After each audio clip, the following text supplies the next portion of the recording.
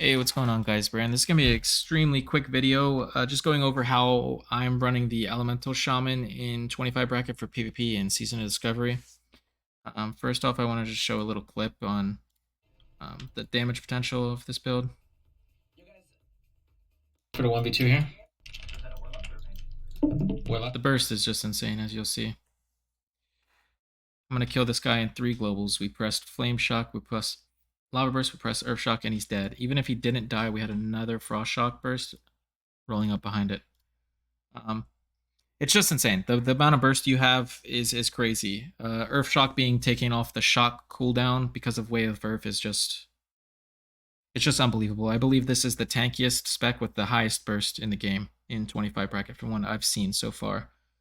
But yeah, let's go ahead and go through the gear and the talents. So for the talents, I think this is the best general purpose build, especially end game once you have hit from gear. If you're not a fan of like just ghost wolfing, like if you don't really flag carry, or if you don't feel like you need the improved ghost wolf, the build actually fills out a little bit more cleanly, I would say.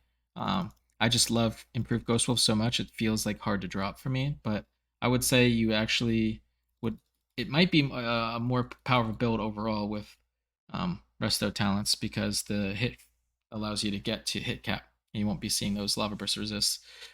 A fresh 25 shaman, I would even, when you're not having any hit from gear, I would even go something like this.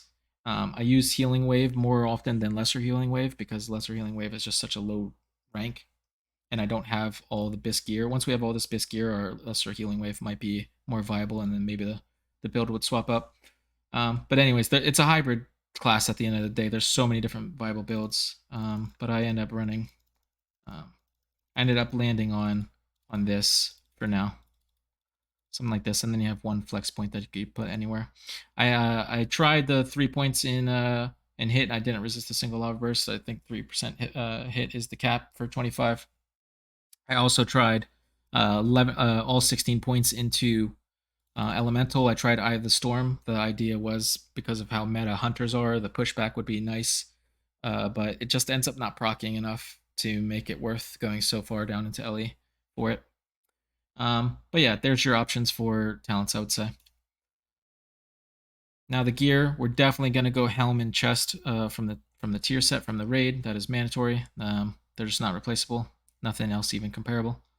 The neck is just a level 25 neck of the eagle, 4/4 stats. I think this is better than a jagged bone necklace. There's going to be a few pieces we'll go throughout the BiS list that look like this, where I think it would be a completely different build.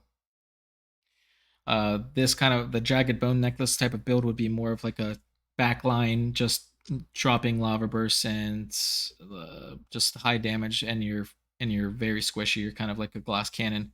I don't think that that's viable in this bracket, because the reason is we don't have chain lightning, and lightning bolt is completely unpressable without access to lightning mastery.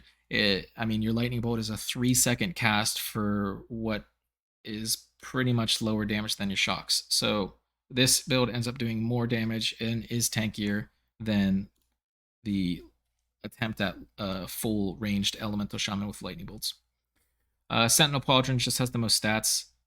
Keep in mind, we're getting, for every 1 point of stam, we're getting actually 1.3. So this is actually a 13 stam shoulder because of Wave Earth. We'll get into the runes in a second.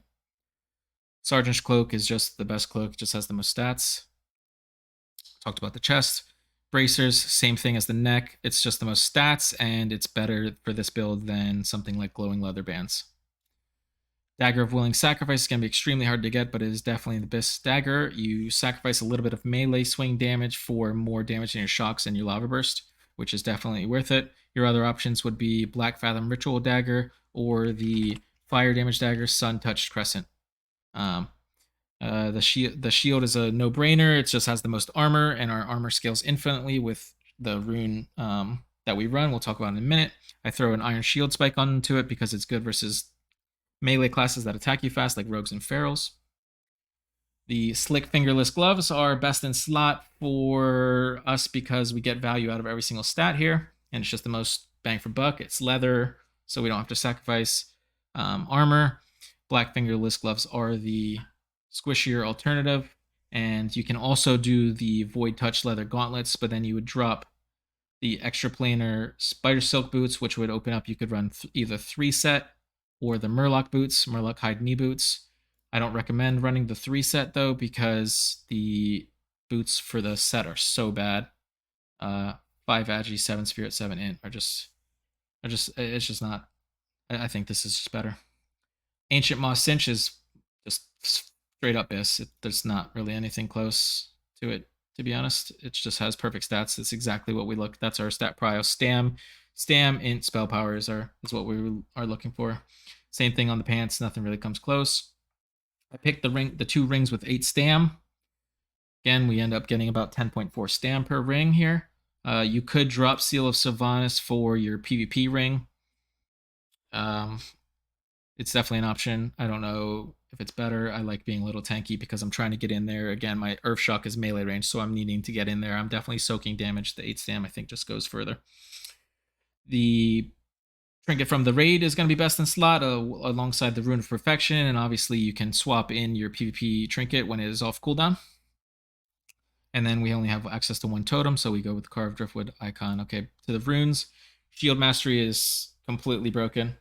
It gives us mana, infinite scaling on our armor. I mean, we get 150% more armor when you have a hunter pet on you that you're going to be just constantly blocking it, and it's going to stack your armor up. You're gonna be tanky. You'll see. This is the tankiest spec in the PvP spec in the game right now. Wave Earth also adds to that. They just gave everything to this. They just gave it everything. 30% more health, 10% reduced damage, 6% reduced chance to be crit, and it separates our Earth Shock, which is a huge increase to our burst. The setup, like you saw in the clip, Flame Shock into a Lava Burst, Earth Shock, Frost Shock, that kind of rotation is just insane burst. Lava Burst is unreplaceable. The other option really would be either like a Molten Blast or a Water Shield, but I feel like that kind of a build would go different. Water Shield would be more of like an enhanced build where you're just running at people with Flurry and just running them down with shocks. That could definitely work too, but different build. All right, guys, that's it. That's all I got for you. Let me know if you enjoyed the video. Leave a like, comment, subscribe. Let me know if you enjoyed the video, guys. I'm considering doing content again, and I would appreciate if you let me know if you liked the video. Thanks, guys. Peace.